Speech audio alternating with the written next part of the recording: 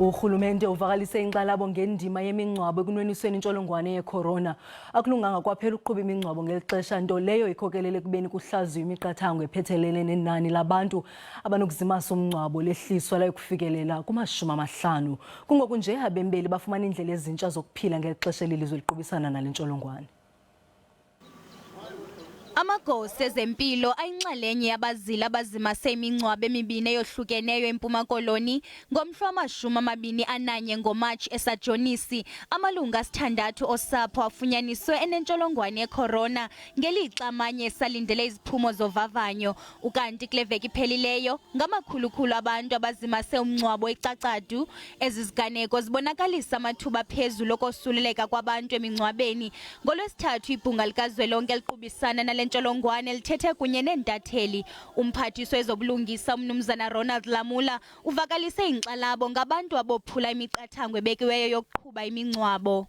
I think the other issue I would just want to call for the nation is the issue of funerals, which is we are concerned that it is becoming an epicenter of where people come into contact with the disease. So we want the nation to comply with the regulations that are put in place.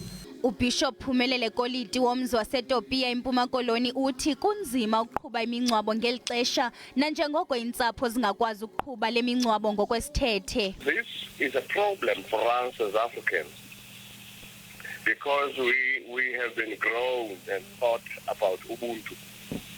This means that when a family is bereaved, people flock in that home from the day of the passing away of that person until the funeral day. Now, during lockdown, we are restricted to show that Ubuntu. It is even worse when the deceased died of coronavirus. Kwinzame zokusindisa ubomi boluntu, unyawontle ubongoza uluntu kuba luthobele imiqathango ebekiweyo xa kungcwatywa. We are in agreement with the 50 people because of the physical distance that will be created. Le nkqubo yokumiswa ngxi kwentshukumo iphelise into eqhelekileyo yokubamba imilindo nokugcwala kwabantu emingcwabeni. Kungokunje abantu bafumana ndlela zimbi zokungcwaba izizalwane zabo.